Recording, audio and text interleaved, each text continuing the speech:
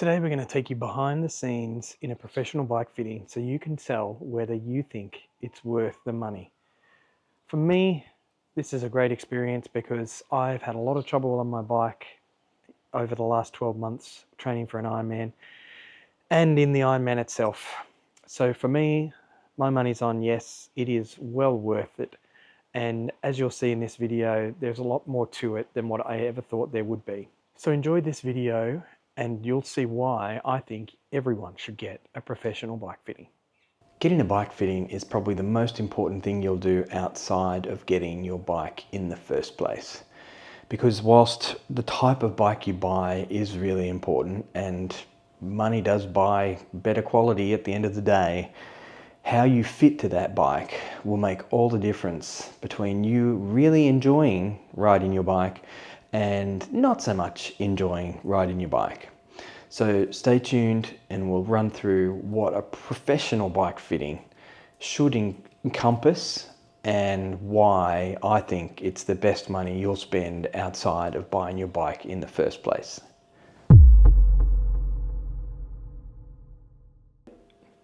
The first thing that the bike fitter, Connor, great guy by the way, asked me about wasn't about my bike in actual fact. It was really about what my goals were. One of the things you'll come to understand about bike fittings, a professional bike fitting, is that it's not just about you on your bike. It's about what you want to get out of riding your bike, what you're looking for in the future, what your goals are. And this is really important distinction because I kind of thought riding a bike was riding a bike, even though I've done an Ironman and I know from that experience that incorrect bike fitting can cause you a lot of pain. It's really important to understand what you want out of it. So the first conclusion that we came to was that this is a road bike and I got this bike fitted as a road bike. I even took the aero bars off the front of this to make sure that I use it as a road bike because I still do ride on the road as a normal cyclist.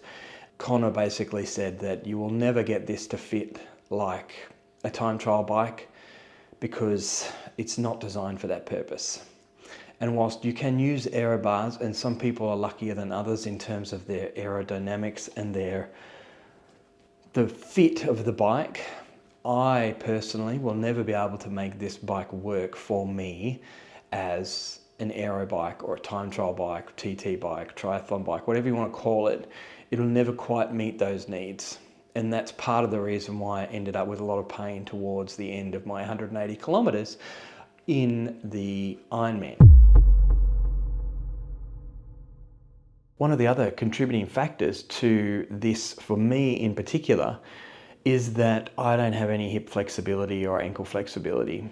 And so trying to push my body into a position that it couldn't comfortably get into is going to cause me problems. I didn't even realize that a professional bike fitting meant assessing your flexibility.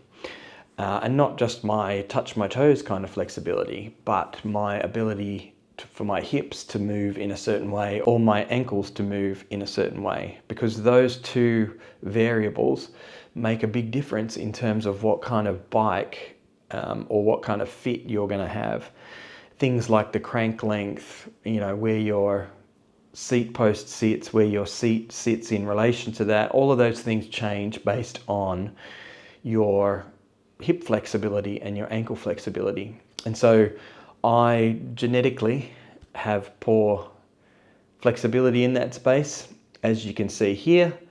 Oh, you're not going to test my flexibility. That'll be shocking. Unfortunately for you, yes. But that's okay. So the biggest ones I want to know about are hips. Yeah. So see there, is that stiff? Yeah. So It's on my list. Actually, it's something I was going to ask you about. Well, what's the best? unfortunately genetics.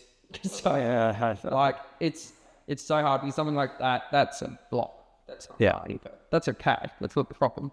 But it's a consideration that you need to buy. So that's why we need the jip cranks. We need time cranks. Yeah. Okay? Because By giving you massive crank, it's every single pedal stroke when you're laying down, it's trying to jam you up into there. Yeah. Really uncomfortable.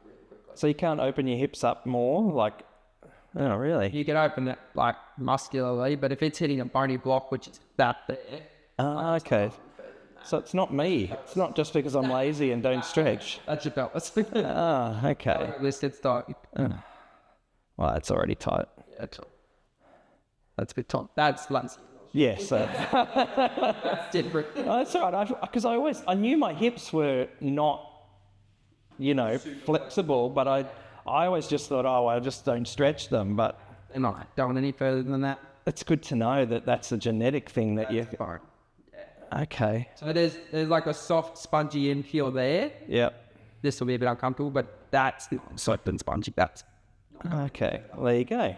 So the bottom line for me is that I need to incorporate that into my bike build moving forward.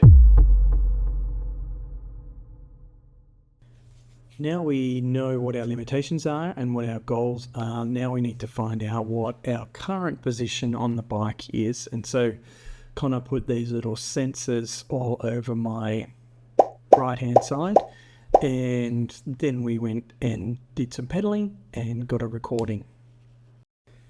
And then we analysed that position on the computer. These 3 cameras that are sitting in front of me there, okay? So if we zoom through those, that's you pedaling there, basically, okay? So, Yeah, so it's not even a proper circle. not entirely, but that's okay. It doesn't need to be either. So, if we go there, okay. So, it's actually really good. Like the back of the bike, if we look from hips down, I'm stoked with that. So, remember how I said between -10 and 0, -9, perfect. Like that's great. Your knee extensions at 140, like that's really, really good. Your issue is at the moment, and I guess to an untrained eye, what we would see is that your hips are moving way too much. So you look at that and go, oh, it seems too high. But it's actually not. Like it's perfectly fine for what you're doing at the moment. I'm happy with that. Your issue is because those bars are too low. Okay. You see your wrist is lower than your hips. Like Yeah. it's really low. Okay. It is. So the angle we look at to tell us where we're sitting basically is if I have, let's just put this at that. If I had a straight line from your hip. Oh God, that's really got to change a lot, doesn't it? Yeah. So you're at about 41 degrees, but you're shifting between 41 and 44. So you've got a whole 3 degrees of movement in your hip every single pedal stroke. So see how much that dot's moving. Yeah. Okay. Very unstable. So what we want to try and see is if I bring that up a little bit, will this stop moving so much? That's what we want to know.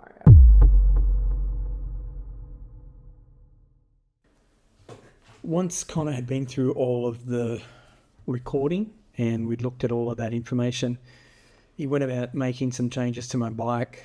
For me particularly, we flipped the stem over and we took out a spacer and put it up the top just to lift the front bars a little bit more and dropped the seat a couple of mil just to try and get it up as far as I could.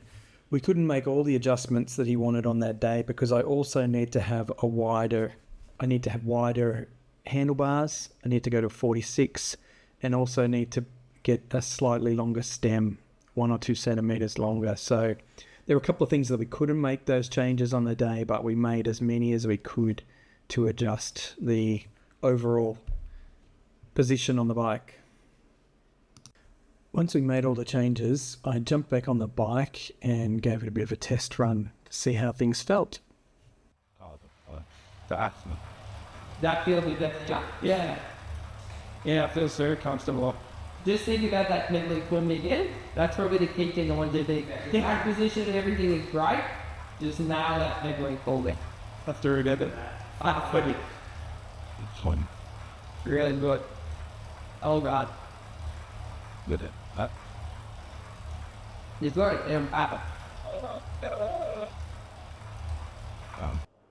So this is the final product for me. Not quite finished yet, however, because I do need to get wider handlebars. Because I've got broad shoulders, my arms are coming in slightly when I'm down resting, and that's putting a little bit of extra pressure on back of my shoulders. So he said that that will be the final piece in the puzzle for me. And if I wanted to, I could get a slightly higher stem, like lift the bars a little bit more as well. But overall, I've been really happy with the bike fit, and I'm really happy that I've finally made the choice to have a road bike and a TT bike, which I have now ordered. So we will do another fit then for that particular bike, and I'll go through that whole process again. But the main outcome for me is that this was really, really worth it. I did a 3-hour ride on the weekend, first one for quite some time. No real issues. I mean, there was a little bit of soreness, but it's been 6 weeks since I've been on the bike for that long, and no real issues, almost 80 Ks, all kinds of conditions, and felt quite good on the bike. So I've been really happy with the outcome, and I would highly, highly recommend getting a professional bike fit, making sure that everything lines up the way that it's supposed to. I guess for me, the other thing was that it takes away the unknown. So a lot of times when you're doing this kind of stuff, when you're not a professional, you don't know what you don't know. And so the great thing about getting a professional bike fit for me was that it explained some of the stuff that I didn't understand, like my hip position and legs and all the other stuff that he went through. But it also it took away the doubts in my mind. So now I know this bike is set up right for me. So any problems that I have now aren't related to the bike fit. And so that for me is really helpful in sort of getting rid of any of that doubt that I had in my mind. Because I certainly had some doubt before. I didn't know whether the pain that I was getting was caused by the bike or whether it was just me. So from that perspective, I've been super happy with all of this. So thanks for watching. Don't forget to like and subscribe, and we'll see you in the next helpful video.